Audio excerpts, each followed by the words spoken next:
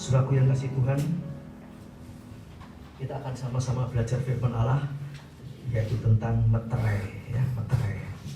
Meterai ini sangat penting, ya, sangat besar manfaatnya, gunanya. Haleluya, haleluya. Ya, meterai ini satu tanda pengesahan, ya, satu tanda pengesahan. Haleluya. Meterai ini digunakan untuk, ya, baik untuk jual beli, untuk mengesahkan surat-surat sesuatu, ya, itu perlu meterai. Juga memberikan kuasa, itu perlu juga ada meterai, ya. Puji nama Tuhan, haleluya. Saudaraku,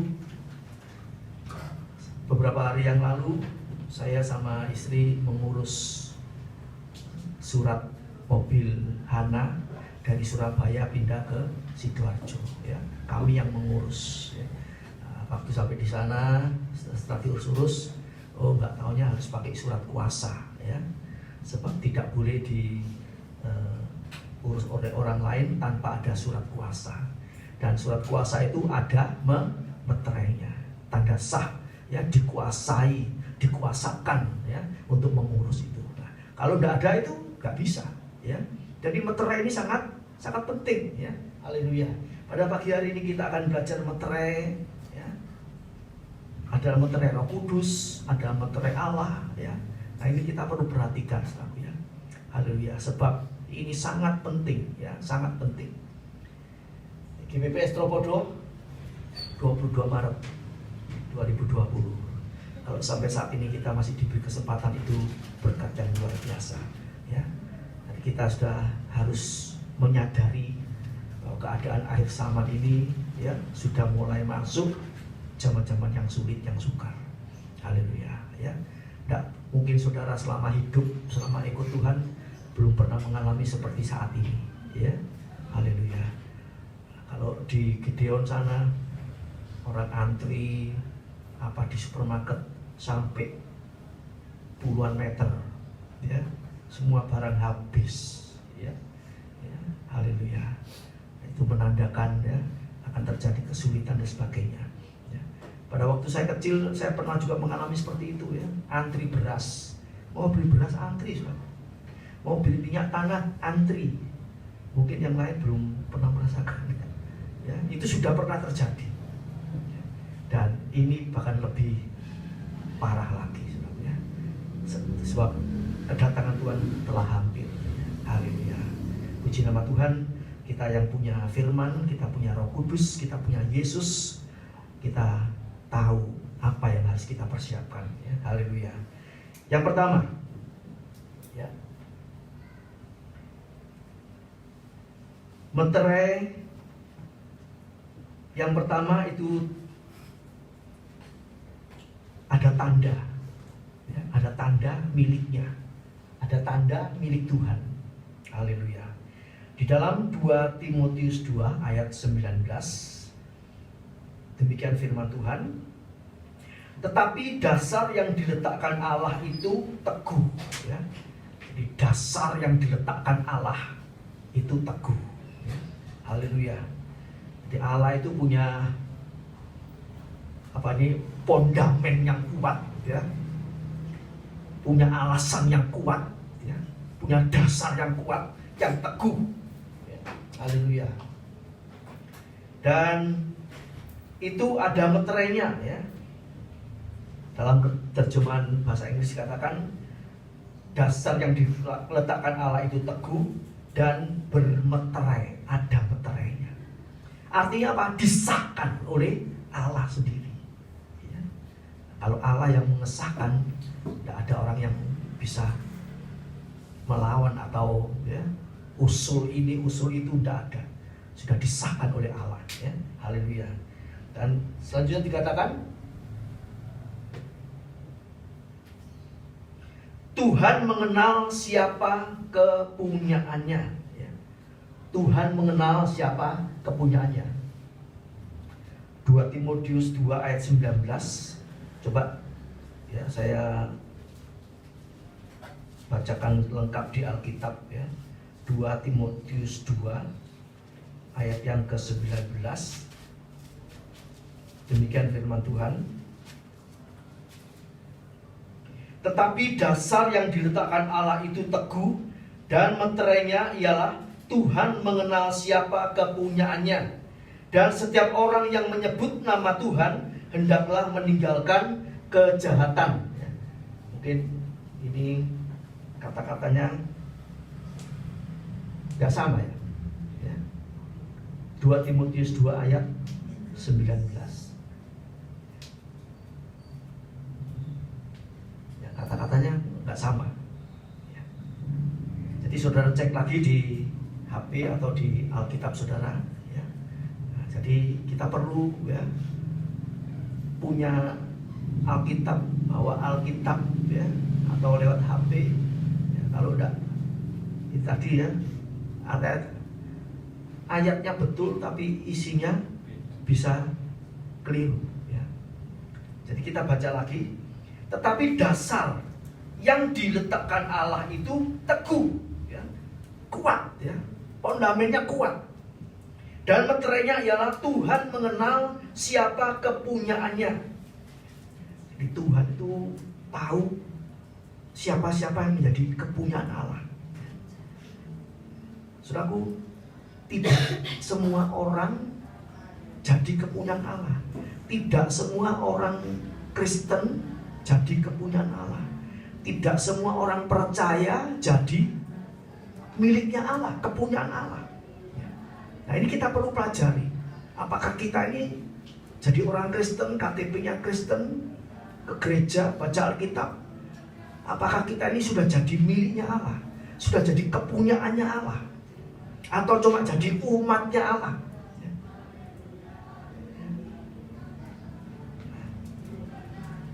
Dan Tuhan bilang, dasar yang diletakkan Allah itu teguh, dan meterainya ialah Tuhan mengenal siapa yang menjadi kepunyaannya, siapa yang jadi miliknya. Haleluya. Dan selanjutnya dikatakan setiap orang yang menyebut nama Tuhan hendaklah meninggalkan kejahatan. Jadi ayat yang berikut itu jelas bahwa orang kepunyaan Tuhan itu tidak berbuat jahat, tidak ada kejahatan ya. Baik dalam hati ya, dalam pikiran, perbuatan, perkataan ya. Nah, ini kita perlu mengoreksi.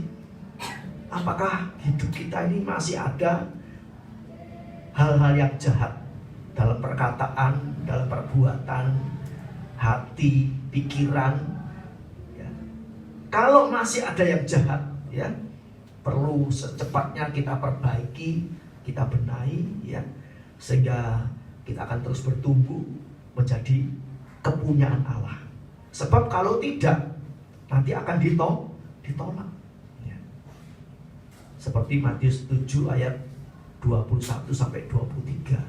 Bukan orang yang menyebut aku Tuhan, Tuhan. Yesus, aku kenal Yesus ya. Aku ibadah, aku baca firman. Tapi Tuhan bilang apa? Bukan orang yang menyebut Tuhan, Tuhan itu masuk dalam kerajaan surga. Tapi yang melakukan kehendak Allah. Kita nyebut Tuhan itu boleh saja ya. Tapi apakah kita melakukan? Dan melakukan yang apa? Yang baik, yang benar, bukan yang jahat ya. Setiap orang yang menyebut nama Tuhan hendaklah meninggalkan kejahatan ya. Nah, kehidupan kita seringkali mungkin masih ada kecampuran ya, yang jahat, iri, mangkel, cekel, pegel, itu tidak boleh, jahat ya. Itu seringkali masih ada dalam kehidupan kita ya. Itu perlu dibuang, dibersihkan terus ya. Dibersihkan terus supaya betul-betul kita betul-betul dikenal Tuhan, menjadi milik kepunyaannya ya. Milik kepunyaannya, kepunyaan Tuhan, diakui oleh Tuhan ya. Kalau diakui oleh pendeta ya itu belum sah penuh ya. Ya. Kalau diakui manusia itu belum sah penuh ya. Tapi kalau diakui Allah itu baru ya, ada tandanya, ada meterainya. Haleluya, puji nama Tuhan ya. Nah, orang yang dikenal Allah, ya, orang yang dikenal Allah, yang menjadi milik Allah, itu ada buktinya, ya. 1 Korintus 8 ayat 3 di slide tidak ada. Itu dikatakan orang yang dikenal Allah, ya. Siapa yang menjadi milik Allah, kepunyaan Allah, itu mengasihi Allah. Ya. Tadi kita sudah nyanyi apa? Aku mengasihi Engkau Yesus dengan segenap hatiku. Ya. Kurenungkan firman-Mu siang dan malam. Ya. Ini orang-orang yang dikenal Allah, kepunyaan Allah. Ya. Mengasihi Tuhan dengan segenap hati, jiwanya, kekuatannya, ya, seperti hukum pertama, hukum kedua itu. Mengasihi sesama manusia. Haleluya. Itu dikenal Allah. Ya. Itu kepunyaan Allah. Haleluya. Mengasihi Allah. Ya. Apa arti sebelumnya mengasihi Allah itu? Ya. Mengasihi Allah itu nurut perintah-perintahnya. 1 Yohanes 5 ayat 3. Jadi kalau kita ngomong menyanyi, memang nyanyinya gampang, saudara, ya. Aku mengasihi, mungkin sampai nangis begitu, ya. Karena betul-betul mengasihi Allah. Tapi kelanjutannya, apakah kita ini menuruti perintah-perintahnya? 1 Yohanes 5 ayat 3. Ya. Perintahnya Tuhan itu, ya, ada yang sepertinya sulit, sukar, berat, ya. Itu kita belajar terus mengasihi Allah, ya. Bukti mengasihi Allah itu mengasihi sesama manusia, ya. Tuhan bilang, kalau kamu tidak bisa mengasihi musuhmu, tidak bisa mengasihi sesama manusia, kamu ngomong mengasihi Allah, itu omong kosong, ya. Ya, prakteknya kita bagaimana? Ya. Mengasihi orang yang yang tidak menyenangkan kita, yang merugikan kita, yang menyakiti kita, baik itu suami, istri, anak, orang tua, tetangga, teman sekantor, itu harus kita mengasihi, mengampuni, sehabis-habis suci, mengampuni, betul-betul mengampuni. Itu perlu dibuktikan. Jadi bukan kita, kalau ibadah, baca firman, ya, berdoa, setia, itu mengasihi Allah, belum, tidak cukup sampai di situ. Orang mengasihi Allah nurut perintah firman Allah. Ayo ampuni, ya. Ayo tolong dia, kita tolong. Ayo kerjakan, kita kerjakan. Haleluya. Menuruti perintah-perintahnya. Haleluya. 1 Yohanes 5 ayat yang ketiga. Dan banyak lagi, saudaraku, bukti-bukti tanda miliknya, yaitu jadi domba yang nurut, ya. Domba yang setia. Haleluya. Sebab di dalam kekristenan itu, saudaraku, ya, firman Allah mengatakan dalam Matius 25, ada yang namanya domba, ada yang namanya kambing. Ya. Kambing ini nanduan, saudaraku. Ditarik, tarik-tarikan, eret-eretan, ya, ini itu kambing, saudaraku, ya. Ya, domba itu dikirim kemana? Ayo sih, ngalor ngidul. Tapi kita bukan orang yang gampang diombang-ambingkan, ya. Kalau yang narik kita ngalor ngidul itu Tuhan, gembala kita ikuti. Tapi yang narik kita itu bukan Tuhan, ya, manusia, hati-hati, ya. Ditarik ngalor nurut, tarik ngidul nurut, ya. Dari manusia, wah, ini bisa celaka, ya. Tapi kita harus mengikuti gembala. Haleluya, gembala kita. Yang narik kita nih cocok tidak dengan firman, ya. Banyak orang menarik kita, mengajak kita ini itu macam-macam, ya. Tapi cocok tidak dengan firman Allah, ya. Kalau cocok berarti, ya, itu kehendak Tuhan, pimpinan Tuhan. Kalau tidak cocok, itu kehendak manusia. Jangan kita ikuti, ya. Haleluya. Jadi domba itu mengenal gembalanya. Gembala itu kenal dombanya. Sama-sama dikenal. Jadi kalau kita itu ngomong kenal Tuhan, tapi Tuhan tidak ngomong kenal kita, itu tidak sah, ya. Kalau kita ngomong aku kenal Tuhan, dan Tuhan sendiri juga ngomong aku juga kenal kamu, ini baru klop, ya. Sesuai dengan 1 Yohanes 10 ayat 14. Yohanes 10 ayat 14. Ya. Domba itu kenal gembalanya, gembala itu kenal dombanya, ya. Jadi tidak satu pihak, tapi ada dua pihak. Puji nama Tuhan. Haleluya. Dan domba-domba ini mengikuti gembalanya. Ya. Itu Yohanes 10 ayat 27. Domba-domba itu mengikuti gembalanya. Inilah tanda-tanda, sebagian daripada tanda-tanda ya, Tuhan mengenal siapa kepunyaannya. Puji nama Tuhan. Dan bukan itu saja, ya. Haleluya. Orang milik Tuhan, kepunyaan Tuhan itu ada meterai, ya, ada meterai.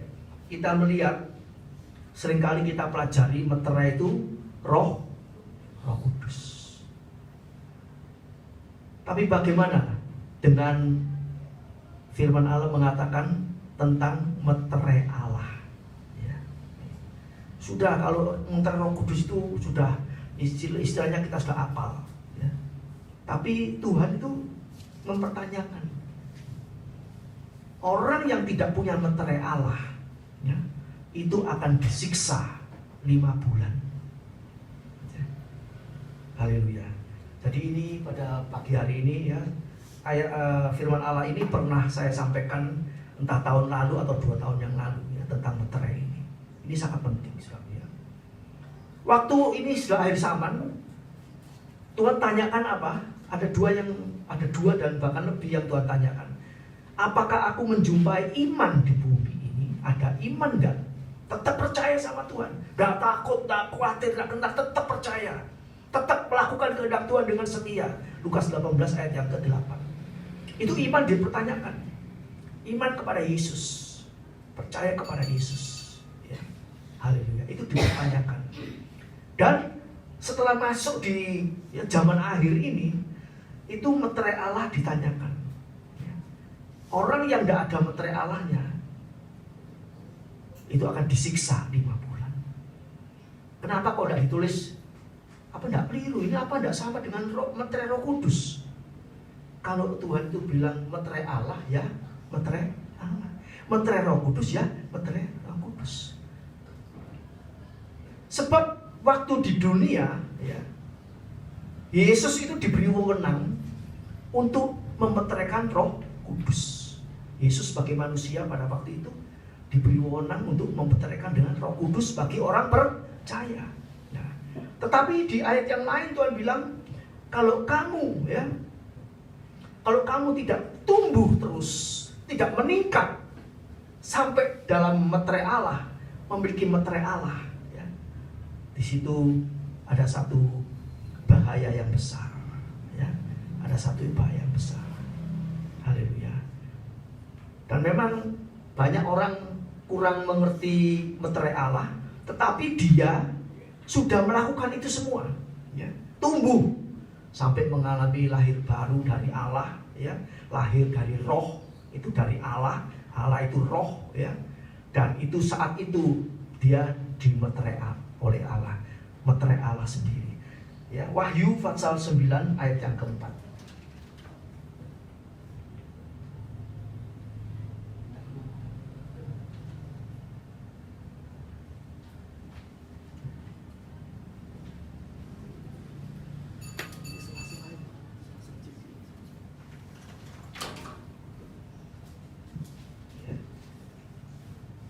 Ini saudaraku ya, ini yang kita pelajari pada pagi hari ini.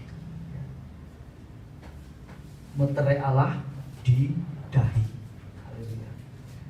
Wahyu 9 ayat yang keempat. Dan kepada mereka dipesankan supaya mereka jangan merusakkan rumput-rumput di bumi atau tumbuh-tumbuhan ataupun pohon-pohon, melainkan hanya manusia yang tidak memakai meterai Allah di ini. Ayat ini hanya ditulis di dalam Wahyu pasal 9 ayat 4 ini. Ini meterai Allah ditaruh di dahi, itu sebagai tanda miliknya. Kalau meterai Roh Kudus itu dimeterai di hati, itu tanda orang percaya. Jadi saudara bisa membedakan, nanti kita akan melihat ayatnya. Meterai Roh Kudus itu ditaruh di hati. Haleluya. itu yang memberikan Tuhan Yesus sendiri. Dan meterai Allah ini ditaruh di dahi yang memberikan Allah, ya, Allah sendiri. 2 Korintus pasal 2. 2 Korintus pasal 2. Ya, saya bacakan ayatnya. 2 Korintus pasal 1 ya. 2 Korintus 1 ayat 21 sampai 22. Ayat ini kita perhatikan lagi saudaraku ya. Ayat 21 saya bacakan. 2 Korintus 1 ayat 21.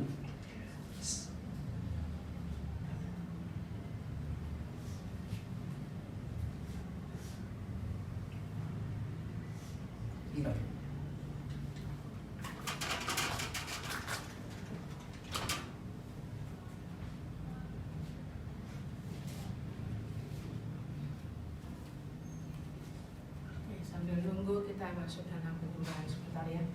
Kita juga berdoa, sebentar lagi api di depan dinyalakan. Kita akan terus berdoa untuk saat-saat ini. Mari kita terus masuk penyembahan.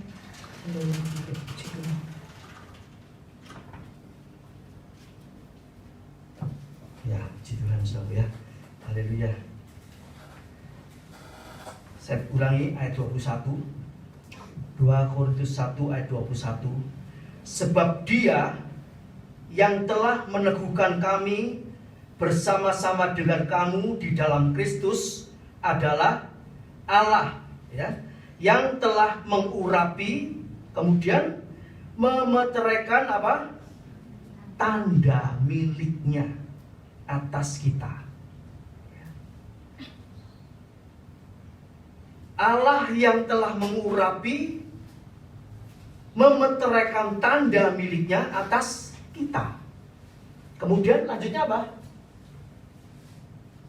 Dan, ya. Perhatikan kata-kata itu, saudara ya. Dan itu berarti apa? Ada satu lagi.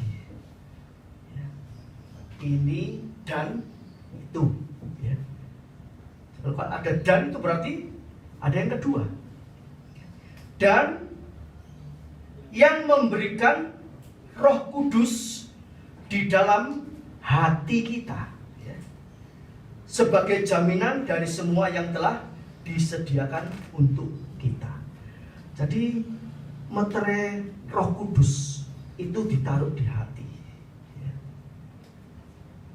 Meterai Allah ditaruh di dahi. Dahi sama hati sama enggak? Tidak.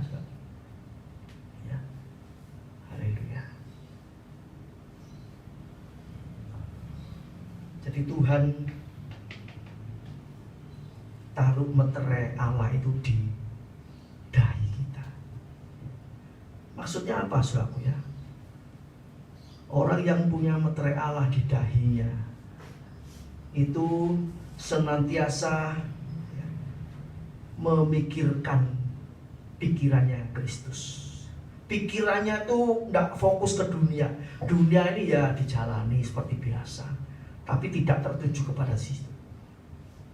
Ya. Pikirannya selalu memikirkan perkara yang di atas.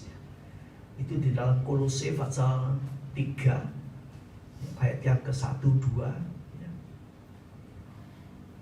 Carilah perkara di atas, di mana Kristus ada, duduknya di sebelah kanan Allah Bapa. Haleluya. Memikirkan perkara yang di atas, bukan yang di bumi ini. Bukan berarti kita tidak mau tahu dari keadaan bumi, tetap kita juga mikir, tapi fokusnya itu yang di atas. Haleluya. Saudara ingat waktu Petrus dimarahi sama Tuhan Yesus, ya, sama Yesus. Waktu Yesus bilang, sebentar lagi aku mau sengsara, ya, mau dihukum mati, hari ketiga aku bangkit. Kemudian Petrus bilang apa? Tuhan, jangan terjadi itu. Ya. Kalau boleh itu jangan terjadi begitu ya. Ya Tuhan marah. Ya. Hai Petrus, iblis no. Ya, dikatai iblis. Petrus kaget. Aku ini muridnya Tuhan. Aku ini mengiring Tuhan. kok disebut iblis? Nah, kenapa saudara? Misalnya saudara datang tempat ini ya, kemudian saya ngomong salah satu, kamu iblis. Kira-kira saudara apa? Loh, aku iblis itu. Aku setia melayani ke gereja di tempat ini kok dipanggil iblis. Nah, kenapa? Tuhan bilang, kamu lu gak pikirkan apa yang dipikirkan Allah. Mikir awakmu dewi, mikir enakmu sendiri. Itu pikirannya iblis. Kalau saudara renungkan ayat ini, saudara dan saya, kalau lagi tidak memikirkan Allah seutuhnya, memikirkan kebutuhan kita, kepentingan kita untuk kita sendiri, itu sama dengan apa? Siapa itu? Saudara dan saya. Ya. Nah, berapa banyak kali kehidupan kita seperti itu. Padahal kita nyanyi, ku renungkan firman-Mu siang dan malam. Oh yo, nyanyinya kan enak tuh. Tapi apakah tidak seperti Petrus tadi? Waktu diberitahu tentang kesengsaraan kematian Yesus, jangan Tuhan. Kalau Yesus mati aku nanti ikut sopo, mangan opo aku. Ya seperti itu Petrus. Ya, sampai dimarahi, sampai disebut iblis. Pergi ke belakang kamu. Saat itu Petrus dipakai iblis. Ya. Jadi saudara yang kasih Tuhan, haleluya. Kita harus memikirkan pikirannya Allah. Apa yang sudah kita pikirkan. Saat terjadi seperti ini, kita pikirkan apa yang maunya Tuhan. Itu harus kita sadari ya. Ada orang-orang yang keluar negeri setelah pulang gak boleh masuk ke negaranya, di karantina dulu. Ada yang seminggu 2 minggu diukep di satu rumah. Waduh, gak betah ya. Biasanya ngelencer kelayapan disuruh di rumah. Nah, di sini siapa yang suka kelayapan ya, mudah-mudahan gak ada ya. Sudah lebih suka di rumah. Satu kali saudara dan saya ini akan diukur. Kalau tidak mau tobat, kelayapan terus, tidak mau cari Tuhan, merenungkan firman Allah, satu kali saat, hati-hati, ingat ini perkataan saya, saudara akan dicancang, diikat.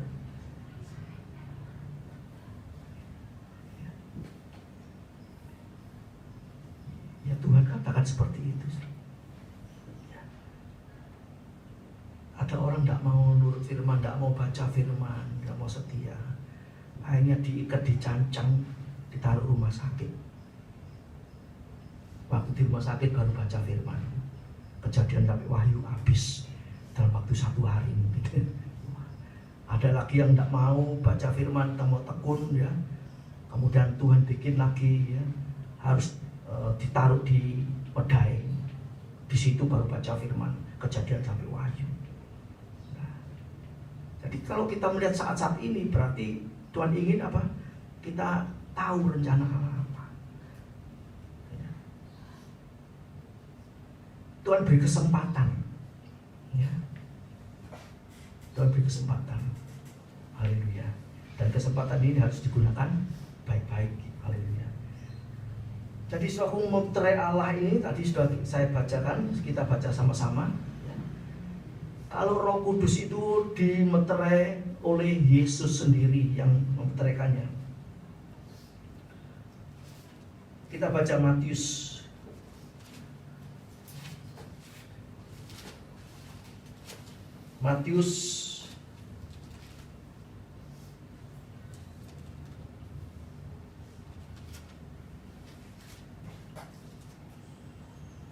pasal 3 ayat yang ke-11. Aku membaptis kamu dengan air sebagai tanda pertobatan. Ini yang berkata Yohanes ya, Yohanes Pembaptis. Tetapi ia yang datang kemudian daripadaku lebih berkuasa daripadaku, dan aku tidak layak melepaskan kasutnya. Ia, Yesus, akan membaptiskan kamu dengan Roh Kudus dan dengan api. Ya. Matius pasal 3 ayat yang ke-11. Jadi yang membaptis Roh Kudus, yang memberikan meterai Roh Kudus itu Yesus sendiri. Haleluya. Kemudian tadi sudah kita baca di dalam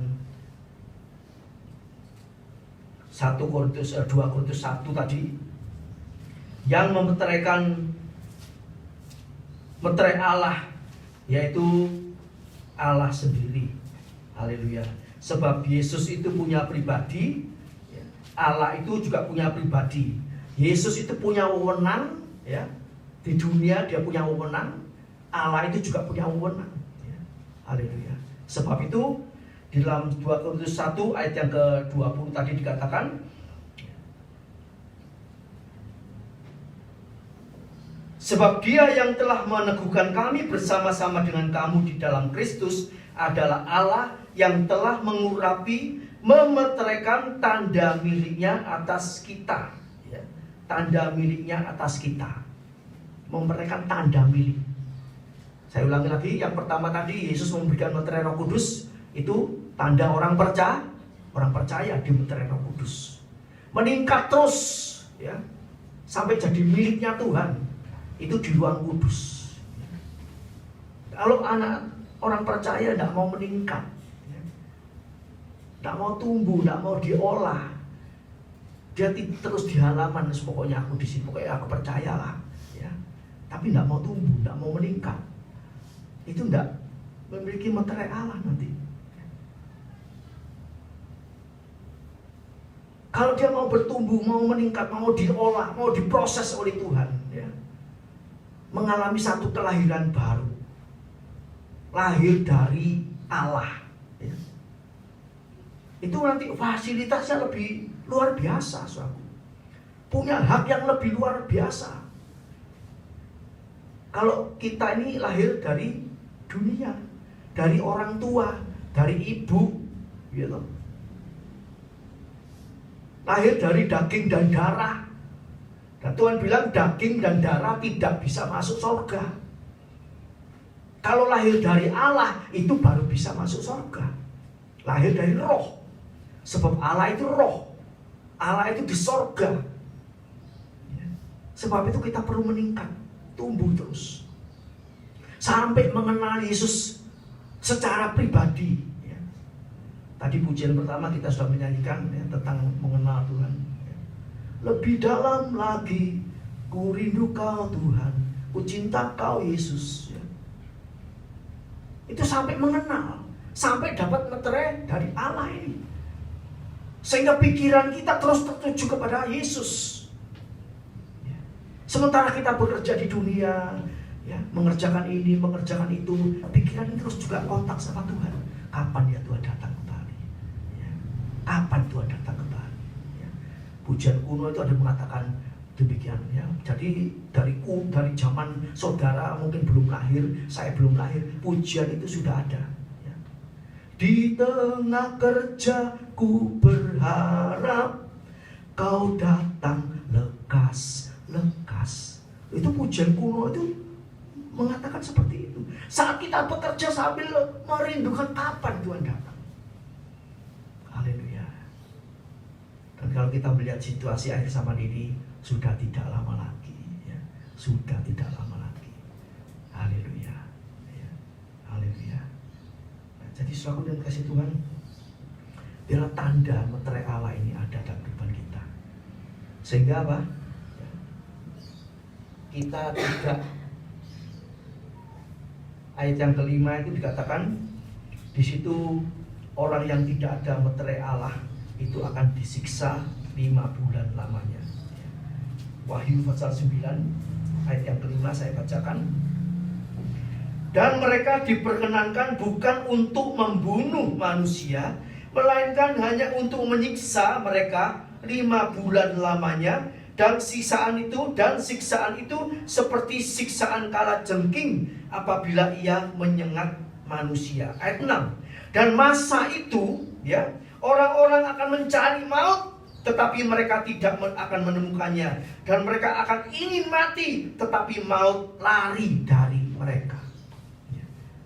Jadi situasinya begitu gawat, ya, begitu mengerikan, menakutkan, ya. Ada banyak orang kepingin bunuh diri, tidak bisa mati, saudaraku. Ya. Mencari maut, ya, maut lari. Ya. Jadi situasinya sangat mengerikan, saudaraku, ya. Disengat kala jengking. Ya. Saudara mungkin pernah disengat tawon, ya. Wah, sakit, saudaraku, ya. Nyeri, sakit, bisa demam, wah, tak bisa membahayakan. Ya. Tapi ini ya, yang dimaksud di sini tuh ya penderitaan yang hebat, ya. Penderitaan yang sangat hebat.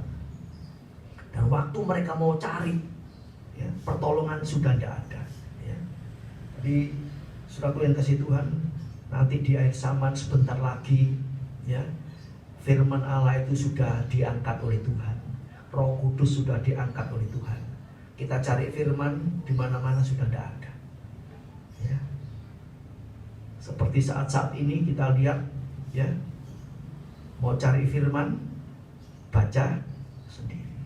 Masih untung kalau punya Alkitab, masih ada HP. Ya.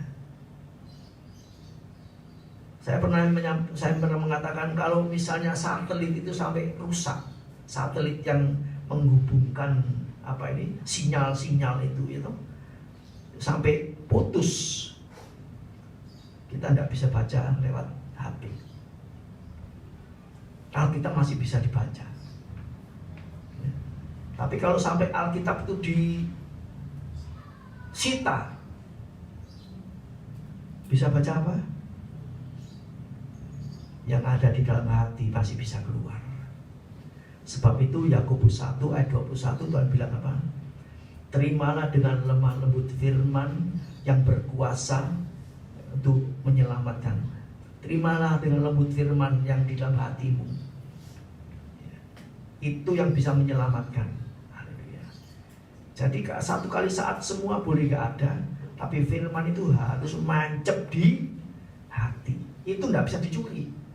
Itu gak bisa diambil.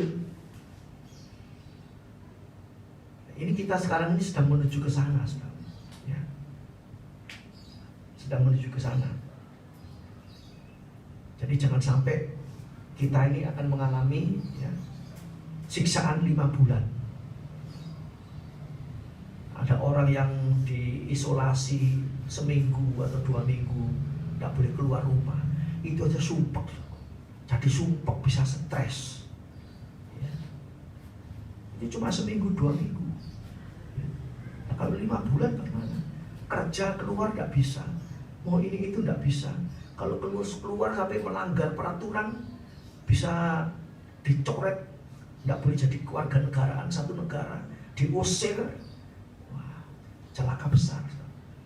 Ya.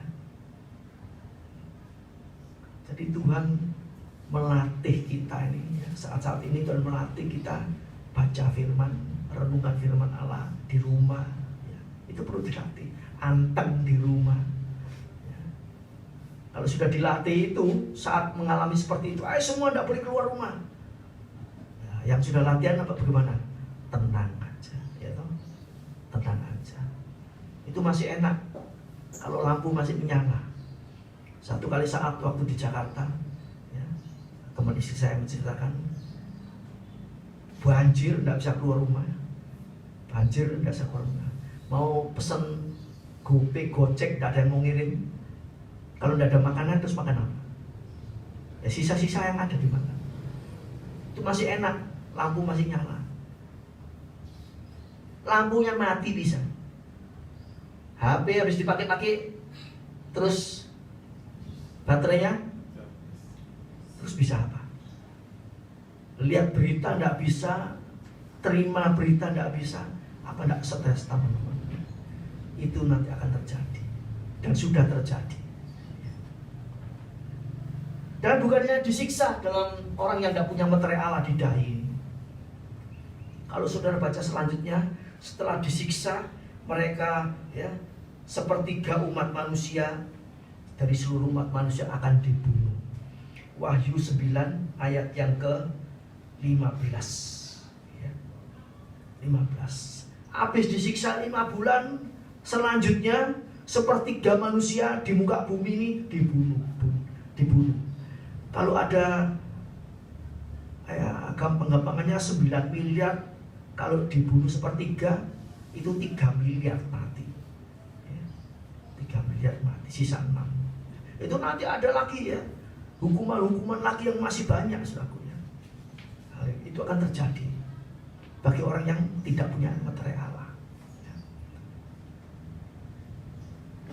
Dan di dalam Wahyu juga dijelaskan, saudaraku ya, Wahyu pasal yang ke-7 itu ada 144.000 orang dari bangsa Israel ya, yang dimeterai Allah, dapat meterai Allah. Kenapa orang perjanjian lama, zamannya orang perjanjian lama, orang Israel tidak pakai meterai Roh Kudus? Sebab Yesus belum lahir. Jadi mereka tidak punya meterai Roh Kudus. Mereka dimeterai Allah. Wahyu pasal 7 ayat 1 sampai yang ke-9. Itu orang-orang Israel sana. 144.000. Mereka tanpa memiliki meterai Roh Kudus. Sebab Yesus waktu itu belum lahir. Setelah masuk perjanjian baru Yesus lahir di situ. Orang percaya perjanjian baru dimeterai Roh Kudus di hatinya. Orang percaya dimeterai. Yang terus mau bertumbuh sampai lahir baru, lahir dari Allah, dimeterai Allah. Jadi orang perjanjian baru punya 2 meterai. Jadi jangan sampai kita ini cuma punya 1 meterai. Kalau punya 1 meterai kurang 1, itu siksaan tadi 5 bulan. Mengapa firman Allah ini diberitakan? Supaya apa? Kita menggenapi, kita melengkapi. Oh, Tuhan mau kita ini tidak hanya punya meterai Roh Kudus, tapi punya meterai Allah juga. Haleluya. Jadi orang yang cuek, wis gak apa-apa lah gak meterai Allah, pokoknya meterai Roh Kudus cukup. Orang yang meremehkan firman, Amsal 13 ayat 13 dikatakan apa? Akan menanggung akibatnya. Orang yang meremehkan firman. So, firman Allah ini saudaraku ya, 1 ayat pun itu tidak boleh dihapus atau disepelekan. Ya, 1 ayat itu tidak boleh. Seperti Musa itu dikatakan teledor dengan kata-katanya.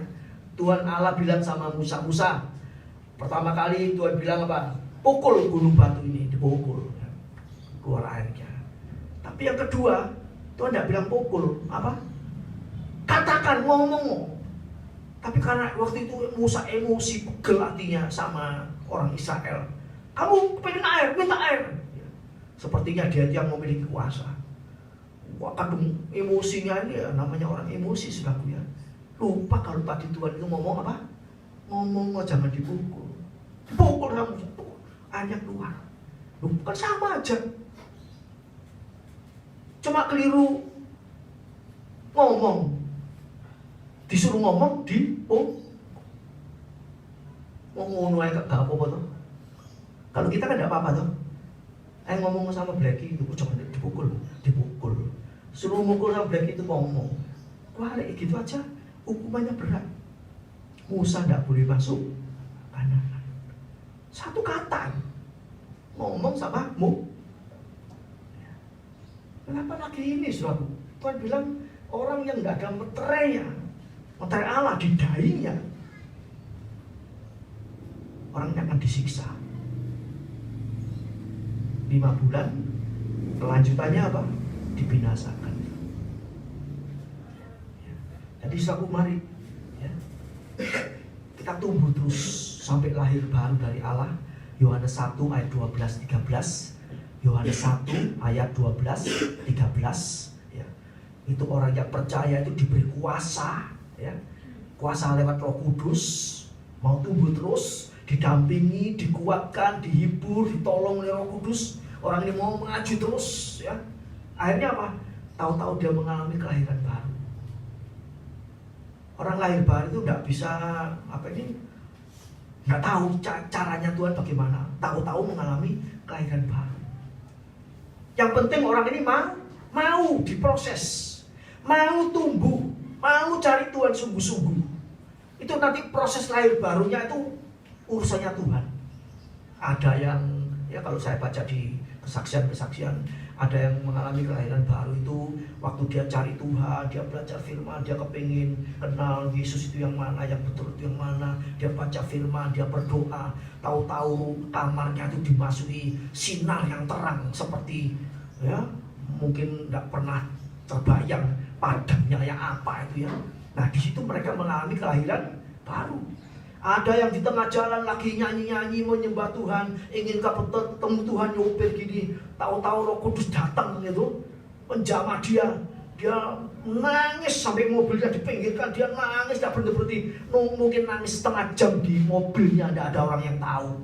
Di situ dia mengalami kelahiran baru. Ya. Ibu ada satu teman ya, waktu dia syukuran, dia juga menyaksikan seperti itu ya. Dia mengalami ekonomi, keuangan, pekerjaan yang sulit, yang terjepit ya. Hidupnya yang berdosa ya. Dia berseru sama Tuhan, berdoa sungguh-sungguh sama Tuhan ya. Tahu-tahu di kamarnya itu ada orang seperti orang masuk ya. Dia tutup pintunya, dia turun, tidak kuat saudaraku ya. Padahal tidak ada apa-apa saudaraku. Sampai dia jatuh ya, geblak atau bagaimana begitu ya. Nah di situ dia mengalami satu kelahiran baru. Itu di situ kita dimeterai oleh Allah. Allah sendiri turun atas kita. Sebab itu Tuhan pernah bilang sama murid-muridnya, ya, kalau kamu tahu aku Mesias, ya, jangan beritahu pada orang lain bahwa itu Mesias. Loh kok seperti itu? Padahal kita ini disuruh nginjil, disuruh mengenalkan Yesus kepada orang lain. Apa maksudnya? Tuhan mau setiap orang kenal Yesus sendiri, ketemu Yesus sendiri, tanpa makelar, tanpa diajak orang lain. Aku nang gereja dijak A, B, C, D. Aku kesini diajak ini. Bagus saja, boleh saja. Tapi Tuhan tidak mau seperti itu. Tuhan mau orang ini ketemu aku sendiri. Ya, haleluya. Itu yang dikehendaki Tuhan. Ya, haleluya. Itu yang memberi kekuatan yang luar biasa. Ya. Saya pernah mendengar satu cerita ya, kalau nggak salah kakek neneknya istri saya atau siapa begitu ya.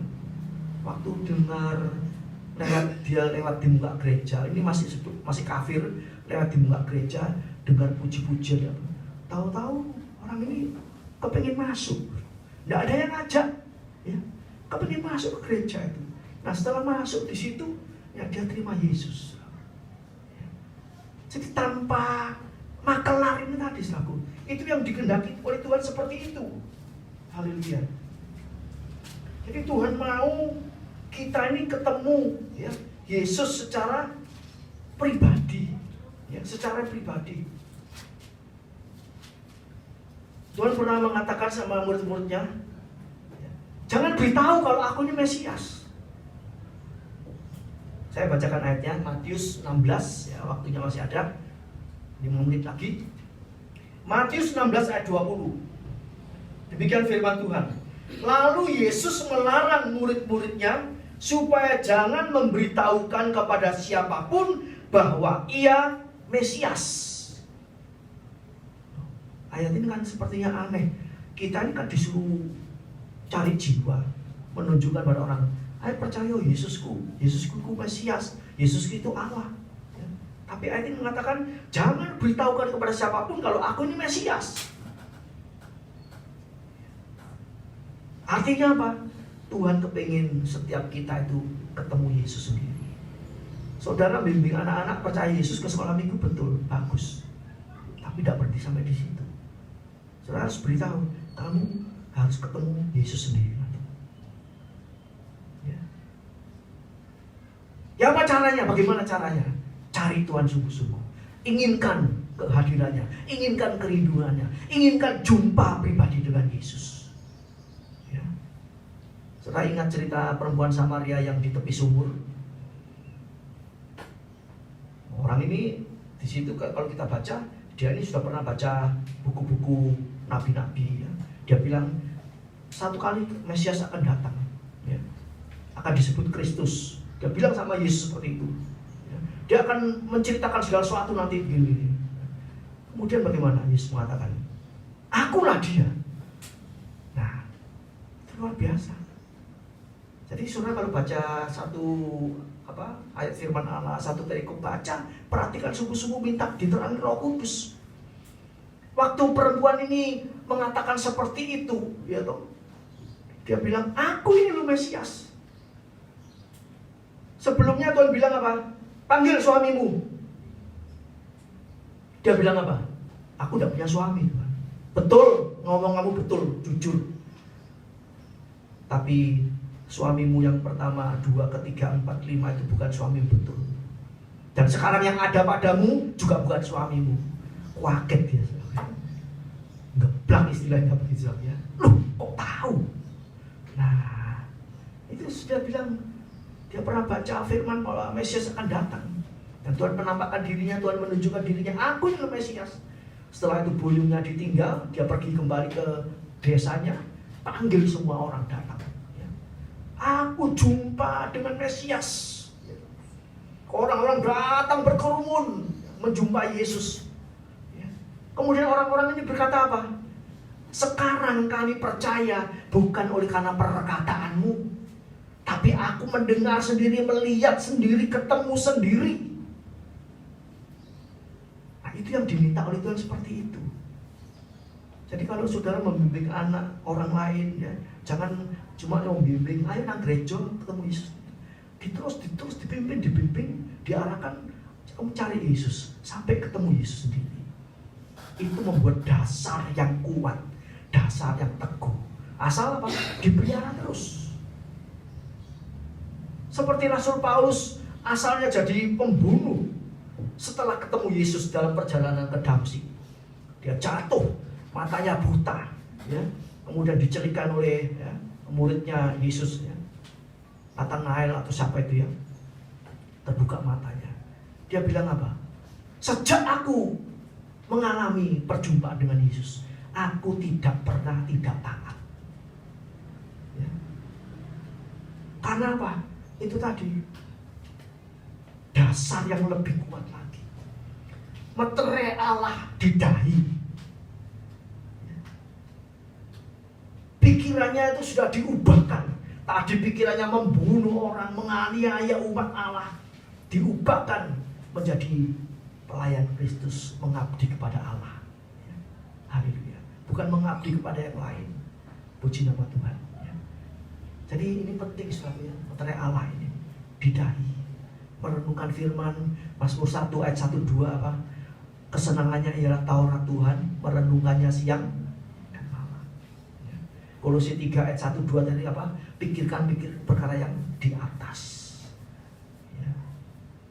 Jadi yang dipikirkan itu hal-hal rohani, keselamatan jiwa-jiwa. Bagaimana dengan keluarga kita, kehidupan kita, itu dipikirkan, direnungkan terus. Haleluya. Selain kita memikirkan perkara kehidupan ini.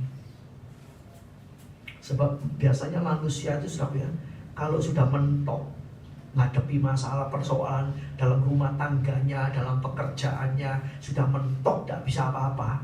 Akhirnya bagaimana? Lari kepada Tuhan. Jalan ke atas masih ada jalan, masih ada jalan bagi kita. Kiri kanan muka belakang bisa buntu, satu kali saat akan buntu, tapi yang di atas tetap terbuka. Ya. Sebab itu pikiran ini harus terus diarahkan ke sana. Ya, haleluya. Sebab kalau kita tidak mempunyai pikiran Allah, meterai Allah, yang nanti ada apa? Setelah itu meterai antikris. Ini waktunya sudah habis ya. Kita tidak sempat belajar. So, kalau misalnya sudah perlu belajar tentang meterai Allah ini ya, nggak cukup 1-2 kali, mungkin bisa 1 bulan. Ya. Kalau nggak punya meterai Allah, nanti di meterai antikris. Itu apa antikris? Angka 666. Angka 66 itu apa? Itu bukan angka sekedar angka. Ya. Itu angkanya uang. Ya, 666. Sebab Salomo itu terima upeti dari seluruh dunia itu nilainya 666 talenta emas. Ya. Tiap tahun dapat seperti itu. Ya. Jadi 66 itu artinya apa? Perkara-perkara keduniawian, emas, uang, mamon, ya, itu sahabat.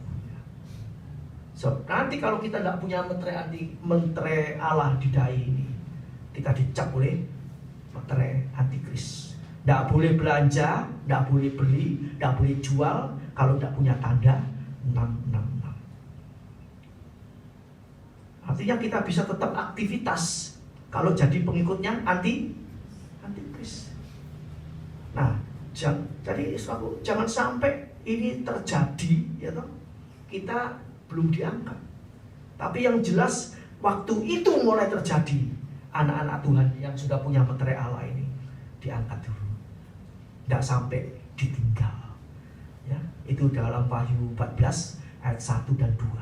Sudah catat, sudah baca. Ya, Wahyu 14 ayat 1 dan 2. Baik Allah diukur, orang yang menyembah Allah diukur, tapi halaman itu Wahyu 11 ayat 1 dan 2. Ya. Baik, orang yang menyembah Allah diukur, baik Allah diukur, orang yang di halaman cuma meterai Roh Kudus itu bisa tertinggal. Tapi yang punya meterai Kudus, punya meterai Allah, dia akan segera diangkat. Ya. Haleluya, saudaraku.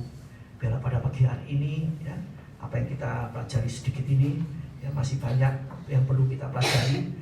Mungkin lain waktu kita akan sambung, ya. Haleluya. Kita tingkatkan, ya. Kita tingkatkan. Mumpung kesempatan masih ada, ya. Cari Allah. Ya. Jangan bangga, aku jadi Kristen, percaya Yesus. Kalau kita ketemu Yesus, ya, kita dilahirkan baru oleh Roh Allah, di meterai Allah, ya, punya pikiran Kristus, itu kita tingkatkan lagi, kita jaga, kita pelihara baik-baik, kita tumbuhkan terus sampai Tuhan Yesus datang kembali. Pasti kita diselamatkan oleh Tuhan. Puji nama Tuhan. Mari kita tundukkan kepala kita masuk dalam doa.